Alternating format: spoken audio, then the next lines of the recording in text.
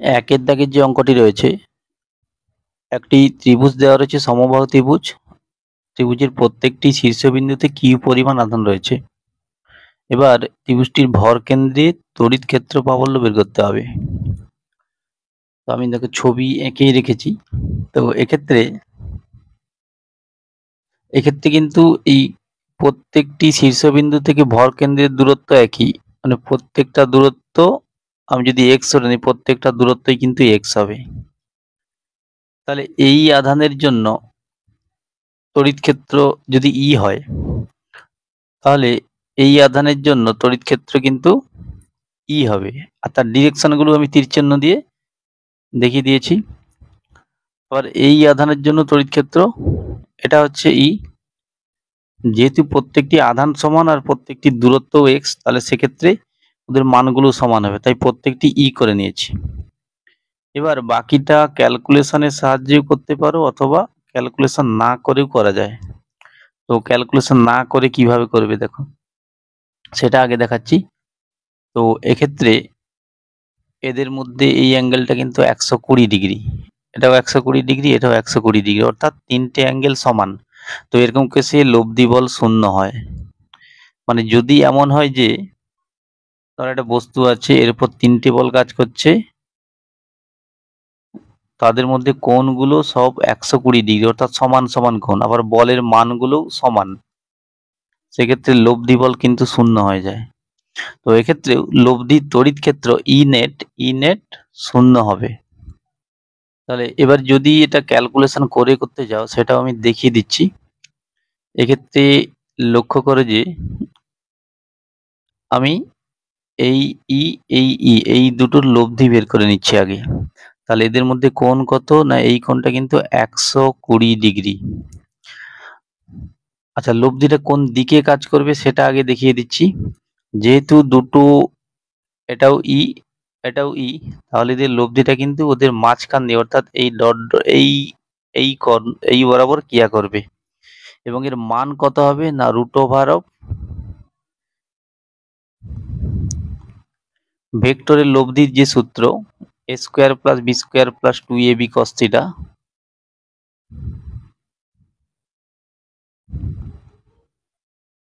তাহলে এই সূত্র অনুযায়ী এটা কত হচ্ছে, তাহলে ই², এটা 2²। আচ্ছা, cos 120 মান কিন্তু -1/2, যদি -1/2 বসিয়ে নেই, এই 2 কেটে গিয়ে -1, এটা -e² হচ্ছে। তাহলে এক্ষেত্রে এটা √e² হচ্ছে, অর্থাৎ লব্ধিটা ই হচ্ছে, অর্থাৎ এটার মান ই। তাহলে এই ই এবং এই ই এরা আবার পরস্পরের উল্টো দিকে ক্রিয়া করছে, তাহলে এদের লব্ধি শূন্য হবে, অর্থাৎ ভরকেন্দ্রে তড়িৎ প্রাবল্যের মান শূন্য। তাহলে ই নেট সমান শূন্য। এরপর 2 দাগের যে প্রশ্নটি রয়েছে, ধারকের দুটি পাতের মধ্যে ক্রিয়াশীল বল কত হবে। আচ্ছা, এক্ষেত্রে ধারকের দুটো পাতে আধান কেমন থাকে, না একটা পাতে যদি প্লাস কিউ আধান থাকে, অন্য পাতে কিন্তু মাইনাস কিউ আধান থাকবে। এবার আমি এই যে মাইনাস কিউ আধান রয়েছে যে প্লেটটাতে, ওই প্লেটটার উপর আকর্ষণ বলটা বের করতে যাচ্ছি। তাহলে ওই প্লেটের তড়িৎ ক্ষেত্র কোন দিকে, তড়িৎ ক্ষেত্র কিন্তু এই দিকে হবে। এই তড়িৎ ক্ষেত্র কার জন্য সৃষ্টি হচ্ছে, না এটা সৃষ্টি হচ্ছে শুধুমাত্র এই পজিটিভ আধানগুলোর জন্য। ঠিক আছে, এই যে মাইনাস আধানগুলো, এর জন্য কিন্তু ওর নিজের গায়ে কোনো তড়িৎ ক্ষেত্র প্রাবল্য সৃষ্টি হবে না। তাহলে এক্ষেত্রে শুধুমাত্র ধনাত্মক প্লেটের জন্য এই ই তড়িৎ ক্ষেত্র সৃষ্টি হয়েছে। এবার ই এর মানটা কত বের করে নিচ্ছি, না ই সমান আমরা কত জানি, না ই সমান হয় σ/2ε।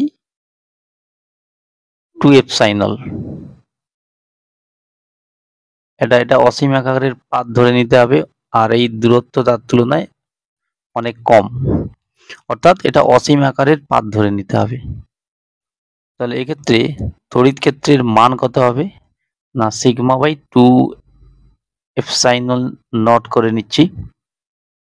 এটা কিন্তু ডান দিকে, সমস্ত এই প্লেটের সমস্ত বিন্দুতে ডান দিকে ওই ই মানের তড়িৎ ক্ষেত্র ক্রিয়া করবে। এবার F সমান ই কিউ, এই সূত্র লাগিয়ে নাও। তাহলে ই এর মান sigma by 2f sin nought, আর কিউ বলতে যে ঋণাত্মক প্লেটে যে আধান রয়েছে কিউ, শুধু মানটা বসিয়ে নাও। এবার সিগমার মান কত না, সিগমা সমান কিউ বাই এরিয়া, প্লেটের এরিয়া, প্রত্যেকটা প্লেটের এরিয়া এ দেওয়া রয়েছে। এবার যদি এটা সরল করে নাও তাহলে Q square by 2f sin nought এ হচ্ছে। এবার 3 দাগের যে প্রশ্নটি রয়েছে, লুপ প্রবাহ বিশ্লেষণ হলো ড্যাশ সূত্রের সরাসরি প্রয়োগ। এটা লুপ প্রবাহ বিশ্লেষণ বলতে এটা কিন্তু কেভিএল কে বোঝাচ্ছে, কারশফের ভোল্টেজের সূত্রকে বোঝাচ্ছে। তাহলে এটা কিন্তু ভোল্টেজের সূত্র হলে এটা শক্তির সংরক্ষণ সূত্র হয়। এরপর 4 দাগের যে অঙ্কটা রয়েছে, এটা যদি খুব সহজে শর্টকাটে করতে চাও তাহলে এই R2 সমান 0 করে নাও, অর্থাৎ দ্বিতীয় তারের কোনো রোধ নেই। আচ্ছা, R2 0 হলে কার্যকরী রোধের তাপীয় গুণাঙ্ক আলফা 1 হবে। তাহলে সেই অনুযায়ী আমি 4টে অপশান লিখে রেখেছি। এবার প্রত্যেকটা অপশানে R2 সমান 0 বসিয়ে দেখো কোনটাতে কার্যকরী তাপীয় গুণাঙ্ক আলফা 1 হচ্ছে। তো সেক্ষেত্রে প্রথমটিতে তো R2 বসানোর জায়গাই নেই, তাহলে প্রথমটা হচ্ছে না। বি এর অপশানেতেও R2 বসানোর জায়গা নেই, তাহলে এটাও হচ্ছে না। এবার সি এর অপশান, সি এর অপশানে R2 সমান 0 বসিয়ে দেখো, তাহলে এই পার্টটা 0 হয়ে যাচ্ছে, আর এটাও 0 হয়ে যাচ্ছে। এদিকে R1 কেটে গিয়ে এটা আলফা 1 মিলে যাচ্ছে, তাহলে এটা হতে পারে। এবার ডি এর অপশানটাও তার সাথে দেখে নাও, যদি R2 0 বসাও, R2 0 বসালে কিন্তু এখানে 0 হলে এটা 0 হয়ে যাচ্ছে, তাহলে একমাত্র এটা অপশান বি মিলছে। এবার এমসিকিউর জন্য এইভাবেই করা উচিত এই অঙ্কটা। এরপর 5-এর যে প্রশ্নটি রয়েছে, তড়িৎ চুম্বক নির্মাণের জন্য কাঁচা লোহা ব্যবহারের কারণ হলো। আচ্ছা, তড়িৎ চুম্বক ব্যাপারটা কি আগে একটু বুঝে নিচ্ছি। ধরো এটা একটা লোহার টুকরো, লোহার রড ভেবে নাও, তো এর উপর একটা সলিনয়েড মানে এইভাবে কয়েল লাগিয়ে দাও। তাহলে যখন এর মধ্যে দিয়ে কারেন্ট যাবে তখন কি লোহাটা চুম্বকে পরিণত হবে, এবং তার কারেন্ট যত বেশি হবে চুম্বকত্ব তত বেশি হবে। এইবারে যখন কারেন্ট অফ করবে তখন সঙ্গে সঙ্গে কিন্তু তার চুম্বকত্ব নষ্ট হয়ে যেতে হবে, অর্থাৎ সে কিছু চুম্বকত্ব ধরে রাখবে না, অর্থাৎ ধারণ ক্ষমতা কম হবে, ক্ষমতা যথাসম্ভব কম হওয়া দরকার। তাহলে তড়িৎ চুম্বকের বৈশিষ্ট্য কি না, তড়িৎ চুম্বক হতে হলে তার 1 নম্বর বৈশিষ্ট্য থাকা দরকার, ধারণ ক্ষমতা কম। আরেকটা বৈশিষ্ট্য থাকা দরকার, ধরো কিছু পরিমাণ চুম্বকত্ব ধরে রেখেছে লোহার টুকরোটা, তাহলে ওর চুম্বকত্ব নষ্ট করতে হবে। তো এমন পদার্থ নির্বাচন করতে হবে যার ওই যেটা ধরে রেখেছে সেটা খুব সহজে নষ্ট করা যায়, অর্থাৎ তার সহ্য ক্ষমতাটা কম হতে হবে, অর্থাৎ সহনশীলতাও কম হতে হবে। অর্থাৎ তড়িৎ চুম্বকের ক্ষেত্রে দুটো ধর্মই কম হতে হবে। তো এরকম কোন পদার্থের এরকম ধর্ম রয়েছে না, আমরা যদি লোহা আর ইস্পাতের কথা বিবেচনা করি তাহলে এক্ষেত্রে দুটোর বিএইচ লুপ যদি অঙ্কন করি, ইস্পাতের ক্ষেত্রে গ্র্যাফটা এরকম হয়, আর কাঁচা লোহার ক্ষেত্রে গ্র্যাফটা এরকম হয়। তো এরকম কেসে ধারণ ক্ষমতা কোনটা, ধারণ ক্ষমতা হচ্ছে কি এখান থেকে এই হাইটটা। তো দেখতে পাচ্ছি এটা তো লোহা, কাঁচা লোহার ক্ষেত্রে ধারণ ক্ষমতা বেশি, তার তুলনায় ইস্পাতের ক্ষেত্রে ধারণ ক্ষমতা এখান থেকে এটা, ইস্পাতের ধারণ ক্ষমতা কিন্তু তুলনামূলক কম। তো তা সত্ত্বেও আমরা কাঁচা লোহাকেই নেই কেন, এই সহ্য ক্ষমতাটার দিকে বিবেচনা করলে সহ্য ক্ষমতা কার বেশি? না, এই দৈর্ঘ্যটা সহ্য ক্ষমতাকে বোঝায়। তো কাঁচা লোহার সহ্য ক্ষমতা অনেকটাই কম, মানে কাঁচা লোহার মধ্যে যে চুম্বকত্ব জমা হয়ে থাকে, মানে যেটা ও ধরে রাখে, তো সেটাকে সহজে নষ্ট করা যাবে, কারণ এর সহনশীলতা এই দৈর্ঘ্য কম। তার তুলনায় ইস্পাতের ক্ষেত্রে এটা অনেকটাই বেশি। দেখো, ইস্পাতের সহ্য ক্ষমতা এতটা, তার তুলনায় কাঁচা লোহার সহ্য ক্ষমতা কম। তাই কাঁচা লোহাকে সহজে বিচুম্বকিত করতে পারবে। তো সেই জন্য সেই সব দিক বিবেচনা করে কাঁচা লোহাকেই ব্যবহার করা হয় তড়িৎচুম্বক নির্মাণ করতে। কাঁচা লোহার আরো একটা বৈশিষ্ট্য আছে, এর এর সম্পৃক্ততা উচ্চমানের, মানে এর এই হাইটটা অনেক বেশি। মানে কি, এর সাহায্যে উচ্চ মানের মানে উচ্চ ক্ষমতা সম্পন্ন চুম্বক তৈরি করতে পারবে। তার তুলনায় ইস্পাতের এই হাইট কম, মানে এর চুম্বক ভেদ্যতা বা চুম্বক সম্পৃক্ততা কম। মানে ইস্পাতের সাহায্যে খুব বেশি শক্তিশালী চুম্বক তৈরি করতে পারবে না। তো এইসব দিক বিবেচনা করে লোহাকেই আদর্শ হিসাবে ভাবা হচ্ছে। এবার যদি অপশানগুলোর দিকে একটু লক্ষ্য করি যে কোন অপশানটা সঠিক হচ্ছে, তাহলে দেখো, তড়িৎ চুম্বক হতে হলে কিন্তু ধারণ ক্ষমতাও কম হতে হবে, সহনশীলতাও কম হতে হবে। কিন্তু লোহার ক্ষেত্রে সহনশীলতা কম, কিন্তু ধারণ ক্ষমতা কম হচ্ছে না, ধারণ ক্ষমতা বেশি তুলনামূলক। তাহলে কিন্তু তড়িৎ চুম্বক হতে হলে তো দুটোই কম হতে হবে। তাহলে সেক্ষেত্রে অপশানগুলো একটু বিতর্কিত হয়ে যাচ্ছে। তাহলে এক্ষেত্রে কেউ যদি লিখে যে ডি অপশান ঠিক, অর্থাৎ ধারণ ক্ষমতা লোহার বেশি, সহনশীলতা কম, তারও ঠিক হবে। আর কেউ যদি সি অপশান চুজ করে যে ধারণ ক্ষমতা সহনশীলতা দুটোই কম, তড়িৎ চুম্বক হতে হলে তো দুটোই কম হতে হয়, তাহলে সেটাও এক্ষেত্রে ঠিক বলে গণ্য হবে। এরপর 7 দাগের যে অঙ্কটি রয়েছে, ফায়ের ইকুয়েশন দেওয়া রয়েছে, এখান থেকে কি বের করতে হবে না, কত সময় পর আচ্ছা 0.2 সেকেন্ড সময় পরে আবিষ্ট তড়িৎ প্রবাহের মান কত হবে। তাহলে এক্ষেত্রে আবিষ্ট তড়িৎ প্রবাহ বের করার যে সূত্র, ই সমান মাইনাস d∅dt, ওই সূত্র অনুযায়ী ডেরিভেটিভটা করে নেবে। তাহলে ফাইয়ের ডেরিভেটিভ করলে এটা হচ্ছে, সরল করলে এটা হচ্ছে, এবার টি এর মানটা বসিয়ে নাও 0.2 বসিয়ে নাও, তাহলে এটার মান হচ্ছে 2 ভোল্ট। এবার আই বের করতে হবে, আই সমান তো ই বাই আর, এই সূত্র অনুযায়ী ই এর মান এটা, আর এর মান দেওয়া রয়েছে, তাহলে এটা 0.2 অ্যাম্পিয়ার হচ্ছে। এবার 8 দাগের যে অঙ্কটি রয়েছে, দেখতেই পাচ্ছি এটা একটা স্কোয়ার ওয়েভ বা ওটাকে বর্গাকার তরঙ্গ বলা হয়। যদি এটা শর্টকাটে করতে চাও, শর্টকাটের ক্ষেত্রে মনে রাখবে যে স্কোয়ার ওয়েভ আর সাইন ওয়েভ, এদের ক্ষেত্রে আরএমএস মান সমান কি হয়, ভি আরএমএস সমান v0/√2। এবার যদি পদ্ধতি অনুযায়ী করতে চাও, না আরএমএস মান যেভাবে বের করতে হয়, না ভি আরএমএস সমান কি হয়, এই সূত্র, তাহলে এই সূত্র অনুযায়ী, তাহলে এই যে ইন্টিগ্রেশন 0 থেকে টি, এটাকে দুভাগে ভাগ করে নিয়েছি, একটা 0 থেকে t/2, আরেকটা t/2 থেকে টি।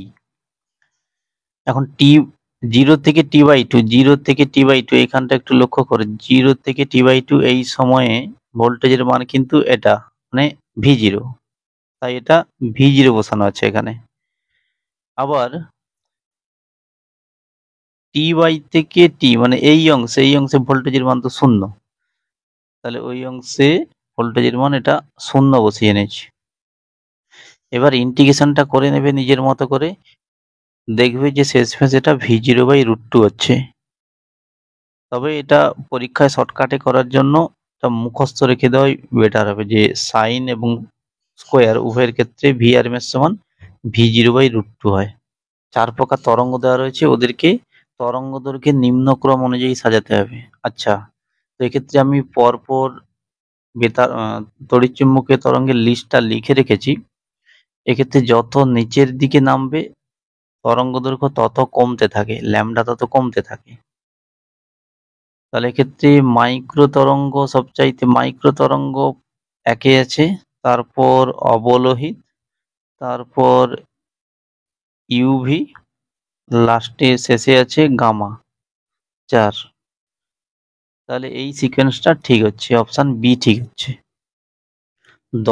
10-এর বিবৃতি একে বলা আছে, ধারককে তার দ্বারা ব্যাটারির সঙ্গে যুক্ত করলে পরিবাহী তারে পরিবহন প্রবাহ মাত্রা এবং ধারকের পাত দুটির মধ্যবর্তী স্থানে সরণ প্রবাহ মাত্রা সৃষ্টি হয়। আচ্ছা, ধারককে তার দিয়ে যুক্ত করে দাও, তাহলে এক্ষেত্রে ধারক যখন আইতে হবে কি, এখানে এই কারেন্ট যদি আই হয়, এই মাঝখানেও কিন্তু একটা কারেন্ট ফ্লো হয়, মানে এটাকে বলা হয় ডিসপ্লেসমেন্ট কারেন্ট বা সরণ প্রবাহ।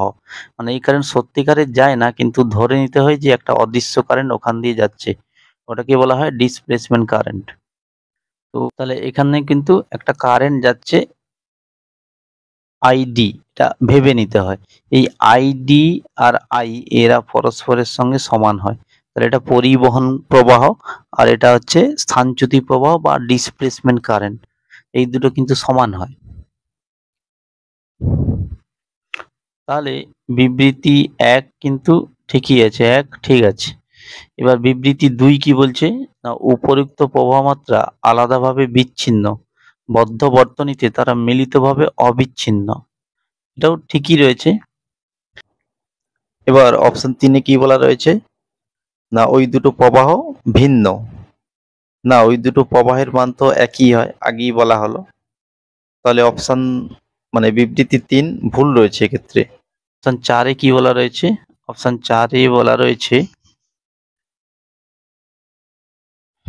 তড়িৎ ফ্লাক্সের পরিবর্তন সরণ প্রবাহ সৃষ্টি করে না। সরণ প্রবাহের রাশিমালা যদি দেখে নেই, এটা হচ্ছে epsilon nought d phi E by dt, অর্থাৎ এটা কি তড়িৎ ফ্লাক্স পরিবর্তনের হার। তড়িৎ ফ্লাক্স পরিবর্তন হলেই কিন্তু আইডি সৃষ্টি হয়। তাহলে ওই 4 নম্বর বিবৃতি ভুল রয়েছে। তাহলে এক্ষেত্রে 1 ও 2 ঠিক। তো সেরকম এবার অপশনগুলো এক এক করে মিলিয়ে নেবে, এক্ষেত্রে দেখবে যে ডি অপশনটা একমাত্র মিলছে। 11-র বিবৃতি এতে বলা হচ্ছে, শান্টের সাহায্যে গ্যালভানোমিটার দিয়ে বর্তনীর প্রবাহ প্রায় নির্ভুলভাবে পরিমাপ করা যায়, এটা ঠিক রয়েছে। কারণ রিজনে বলা আছে, সমান্তরাল সমবায়ে শান্ট যুক্ত হলে বর্তনীর মূল প্রবাহ অপরিবর্তিত থেকে যায়, ওটা প্রায় অপরিবর্তিত হবে। যাই হোক, ওটাও ঠিক রয়েছে, আর ওটা কিন্তু সঠিক ব্যাখ্যা হবে। তাহলে এই অপশন ঠিক হচ্ছে।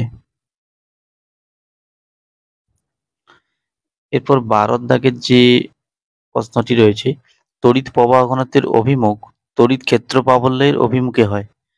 আমরা জানি যে প্রবাহ ঘনত্ব জে আর ক্ষেত্র প্রাবল্য ই হলে এদের কি সম্পর্ক হয় না, জে সমান সিগমা ই, অর্থাৎ এটা ঠিকই রয়েছে। অর্থাৎ রিজন এ ঠিক রয়েছে, এই অ্যাসাম্পশন ঠিক রয়েছে। এবার রিজন বি তে কি বলা আছে, রিজন আর আর এ কি বলা আছে,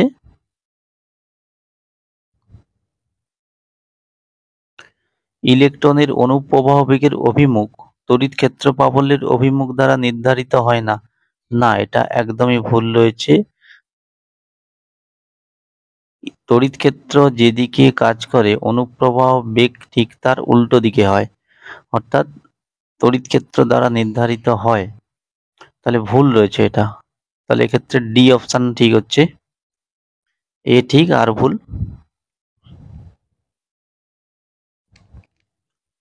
এবার 13 দাগের যে প্রশ্নটি রয়েছে, এক্স ও ওয়াই এর মধ্যে তুল্য ধারকত্ব বের করতে হবে। তো এক্ষেত্রে আমি দুটো পয়েন্ট এক্সট্রা নিয়ে নিচ্ছি, পি আর কিউ, সবুজ কালি দিয়ে দেখো লেখা রয়েছে এই দুটো পি ও কিউ। তো এবার শুধুমাত্র এই 4 মাইক্রোফ্যারাড এটাকে শুধু ডান দিকে করে নিয়েছি, এইখানে করে নিয়েছি 4 মাইক্রোফ্যারাড। এবারে এটাকে আরো একটু সরল করে নিয়েছি, এই পি বিন্দুটাকে আমি এখানে করে নিয়েছি, পি বিন্দুটা এখানে করে নিয়েছি, আর কিউ বিন্দুটা এখানে করে নিয়েছি, আর এক্স ওয়াই যেমন ছিল সেরকমই রেখে দিয়েছি। এবার রোধগুলো ঠিক যেভাবে যুক্ত ছিল সেইভাবেই যুক্ত করে দিয়েছি, মিলিয়ে নেবে। যেমন দেখো এই যে 4 ওহম, এটা কার কার মধ্যে রয়েছে, পি আর ওয়াই এর মধ্যে, দেখো এক্ষেত্রেও পি আর ওয়াই এর মধ্যে 4 ওহম রয়েছে।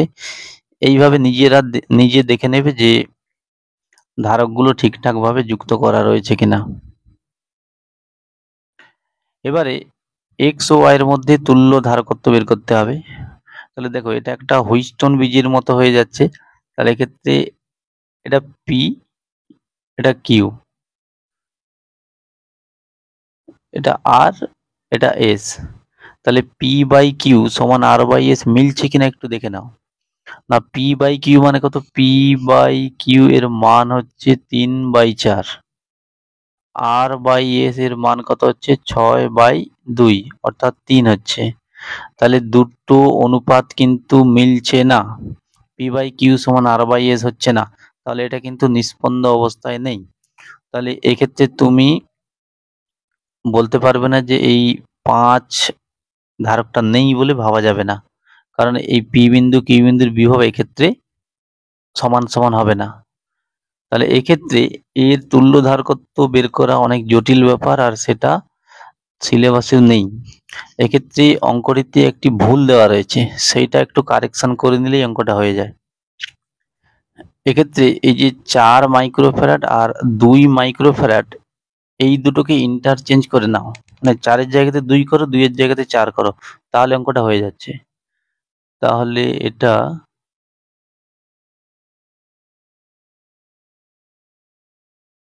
তাহলে এটা 4 করে নিচ্ছি, 4 মাইক্রোফ্যারাড, আর এটা 2 মাইক্রোফ্যারাড। আমি যেগুলো লাল কালি দিয়ে লিখছি ওইগুলো কারেকশন হয়েছে। তো এই ক্ষেত্রে 4 এর জায়গাতে 2 করে নাও, এটা 2 করে নাও, 2, আর এটাকে 4 করে নাও। তাহলে 2 এর জায়গাতে 4 করে নাও, 4 এর জায়গাতে 2 করে নাও। তাহলে এবার পি বাই কি কত হচ্ছে? না 3/2 হচ্ছে, 3/2। আর আর বাই এস কত হচ্ছে? আর বাই এস হচ্ছে 6/4 হচ্ছে, দেখো 6/4। তাহলে এটা সরল করলে 3/2। তাহলে এবার মিলে যাচ্ছে, পি বাই কিউ সমান আর বাই এস মিলে যাচ্ছে। তাহলে এবারে কিন্তু বলতে পারো যে এই 5 ধারকটা নেই, কারণ পি এবং কিউ এই দুই জায়গার বিভব এক্ষেত্রে সমান হয়ে যাবে। তাহলে ওই দুটোকে, ওই 5 ধারকটাকে বাদ দিয়ে দাও। তাহলে ওইটাকে বাদ দিয়ে দিচ্ছি।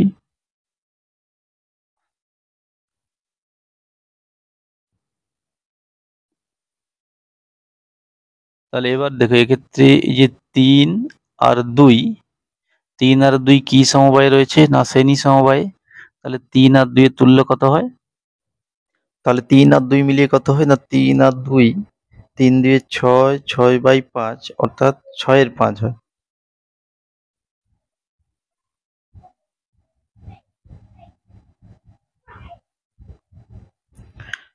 একই রকম এই বাম দিকে এই 6 আর 4 মিলিয়ে কত হয়?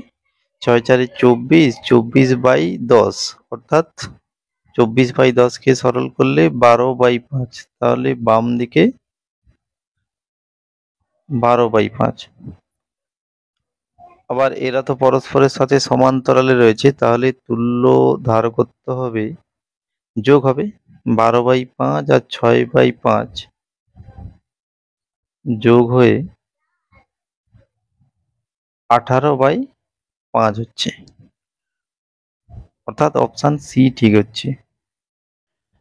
এরপর 14 দাগের যে অঙ্কটা আছে, এক্ষেত্রে কিন্তু লেখচিত্র দেওয়া হলো, লেখচিত্রে কোনো ছবি নেই, কোনো লেখচিত্র দেওয়া নেই প্রশ্নটিতে, তাই অঙ্কটি ভুল রয়েছে, কোনো ছবি তো দেওয়া নেই।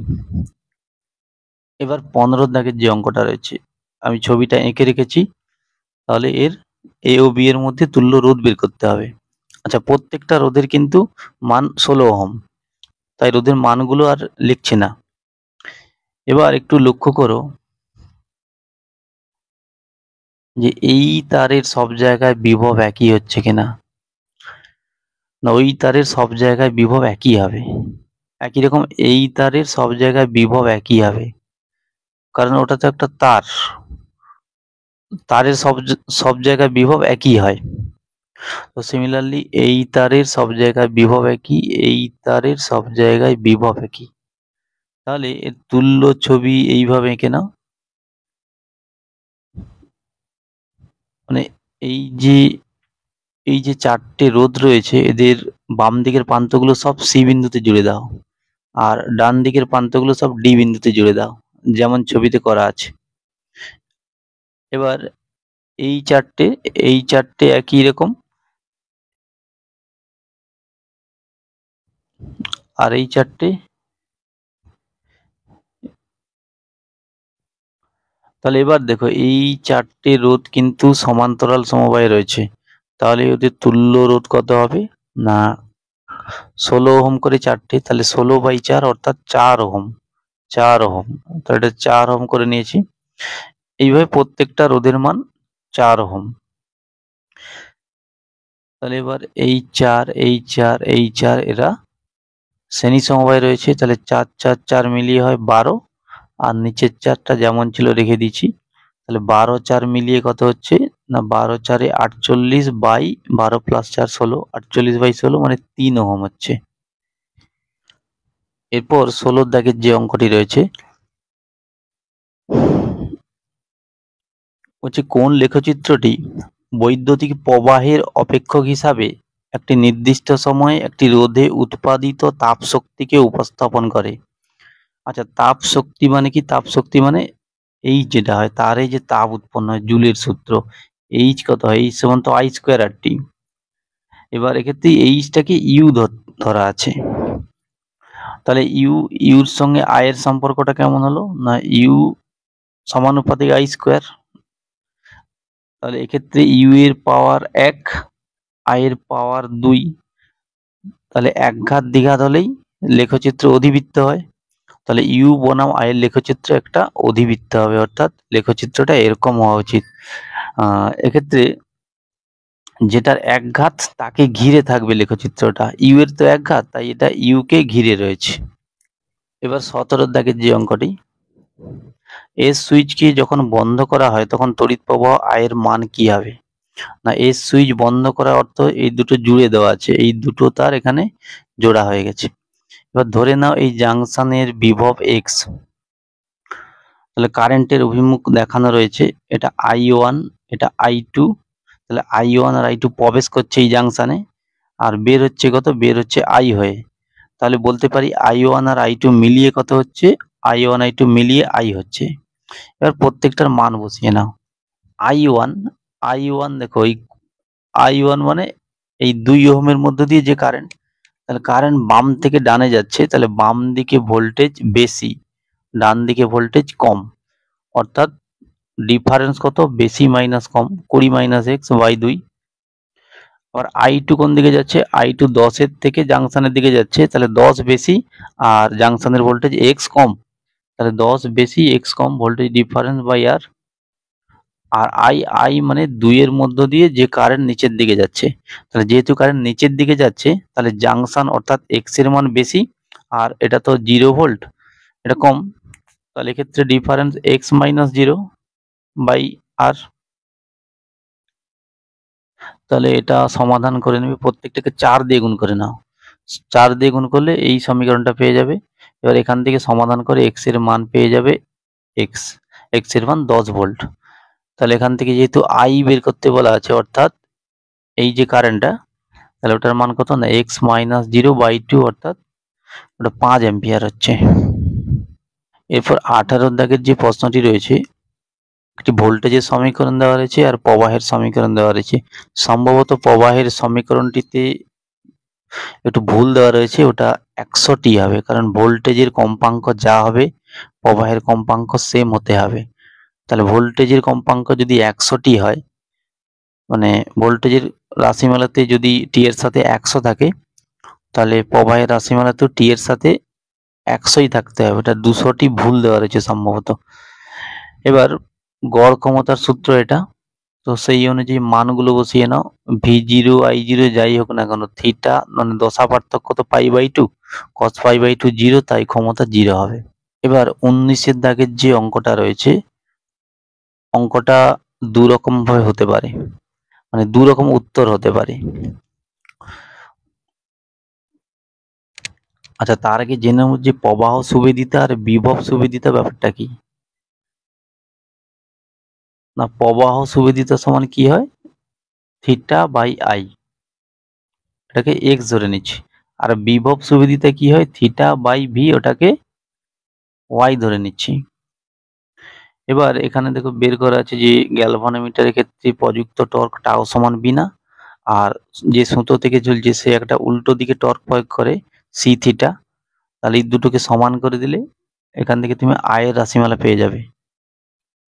তাহলে এখান থেকে থিটা বাই আই সমান হচ্ছে এই ব্যান বাই সি, আর ওয়াই সমান কি হচ্ছে ব্যান বাই সিজি। মুছে নি।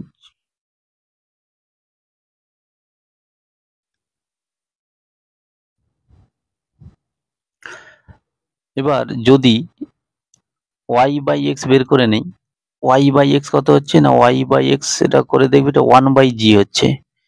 এবার জিটা ধ্রুবক ধরে নাও, গ্যালভানোমিটারের রোধ ধ্রুবক ধরে নাও, অর্থাৎ ওয়াই এর সঙ্গে এক্স সমানুপাতিক। তাহলে এক্স যদি 50% বাড়ে, ওয়াই কেও কিন্তু 50% বাড়তে হবে, অর্থাৎ বিভব সুবিধা এক্ষেত্রে 50% বাড়বে। তবে এক্ষেত্রে পাক সংখ্যা যেহেতু বাড়ানো হচ্ছে, পাক সংখ্যা বাড়ালে কিন্তু জি এর মান বাড়ে। ওই জায়গাটা প্রশ্নে ক্লিয়ার করে বলে দেওয়া নেই, জি এর মান কিন্তু বাড়ে। তাহলে যদি জি বাড়ে, ওয়াই এর কি চেঞ্জ হবে, দেখো ওয়াই এর রাশিমালা ছিল এটা, এন যদি বাড়াই তাহলে জি কি হবে, জিও বাড়বে। তো পাক সংখ্যা যদি এন এর জায়গায় আমি ধরো 10 গুণ করে দিলাম, তাহলে ওয়াই এর নতুন মান কি হয় একটু দেখে নেই। ধরো এটা 10 এন করে নিলাম, তাহলে সঙ্গে সঙ্গে গ্যালভানোমিটারের রোধটাও বেড়ে যাবে। গ্যালভানোমিটারের রোধ কত গুণ বাড়বে না, ওটাও কিন্তু 10 গুণই বাড়বে, 10 জি হবে এটা। তাহলে এই 10 আর নিচের 10, 10 আর নিচের 10 ওই দুটো কেটে গিয়ে বিএএন বাই সিজি, অর্থাৎ একই হচ্ছে, মানে আগে ছিল বিএন বাই সিজি, এখনো বিএন বাই সিজি, অর্থাৎ এক্ষেত্রে পাক সংখ্যা বাড়ালেও ওয়াই এর কোনো চেঞ্জ হবে না, অর্থাৎ এক্ষেত্রে চেঞ্জ 0% হবে, অর্থাৎ বিভব সুবেদিতার চেঞ্জ 0% হবে। তো প্রশ্নে কিন্তু সেটা সঠিক করে উল্লেখ করে দেওয়া নেই। তাহলে এক্ষেত্রে কোনটি করবে না, এক্ষেত্রে ধরে নিতে হবে যে পাক সংখ্যা বাড়ালে গ্যালভানোমিটারের রোধও বাড়বে, অর্থাৎ সঠিক অ্যান্সার এটাই হবে 0%। আর কেউ যদি এটা ধরে করে যে গ্যালভানোমিটারের রোধ প্রায় একই আছে ধরে নাও, তাহলে সেক্ষেত্রে এটা 50% হবে। এরপর 20 দাগের যে অঙ্কটা রয়েছে,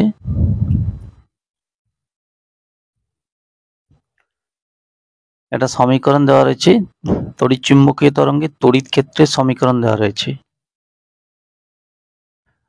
কি বের করতে হবে না, তীব্রতা বের করতে হবে। তো তীব্রতার কি সূত্র হয়, I সমান CU। আচ্ছা, সি এর মান কত হয়, সি এর মান 3 × 10⁸, মানে শূন্য মাধ্যমে ওই তরঙ্গের যে বেগ।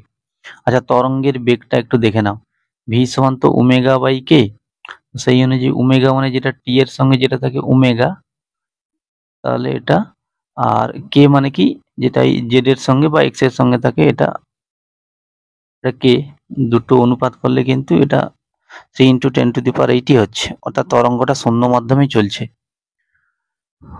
তাহলে সি এর মান মানে বেগের মান এটাই হবে, ঠিকই রয়েছে, half epsilon not E not square. এবার এদের মানগুলো শুধু বসিয়ে নাও, এপসাইলন নটের মান এটা, আর ই নট বলতে ভোল্টেজের যে শীর্ষ মান, তড়িৎ ক্ষেত্রে যে শীর্ষ মান সেটা এটা। এবার এর ক্যালকুলেশনটা কিন্তু একটু জটিল হচ্ছে, এটা ক্যালকুলেটর ছাড়া সহজে করা যাচ্ছে না। তাহলে ক্যালকুলেটর ইউজ করে দেখা গেছে যে এর মান এটা হচ্ছে, তাহলে এটা প্রায় 2 ওয়াট হচ্ছে, এক্সাক্ট অ্যান্সার আসছে না। এরপর 21 দাগের যে প্রশ্নটি রয়েছে, এটা তো বায়োসাভার সূত্রের গাণিতিক রূপ এটা হয়, এটা আমরা জানি। তাহলে 21 দাগের অপশন এ ঠিক হচ্ছে। এবার 22 যে প্রশ্নটা, এটা কিন্তু অর্ধ অসীম দিলে ঠিক হচ্ছে। তাহলে অর্ধ অসীমের ক্ষেত্রে বি সমান কি হচ্ছে, এটা আই বাই আর হবে এই জায়গাটায়। এটা অপশন সি এর সাথে মিলছে।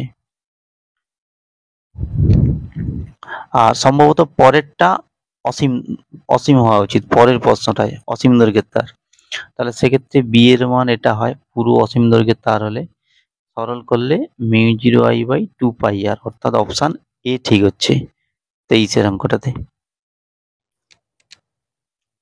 এরপর 25-এর দাগের যে অঙ্কটি রয়েছে, প্রবাহমাত্রা আয়ের মান বের করতে হবে। তাহলে আমি সমস্ত মানগুলো বসিয়ে রেখেছি, এখান থেকে আয়ের মান বের করতে হবে। যদি এই 2 আর এই 4 কাটাকাটি করি, তাহলে 2 2 4।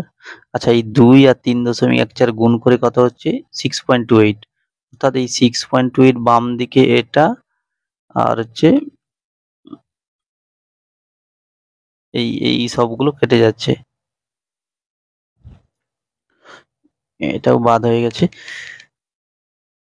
তাহলে 5 5, আর এটাকে যদি উপরে উঠিয়ে নাও তাহলে 10⁻⁻5 হচ্ছে।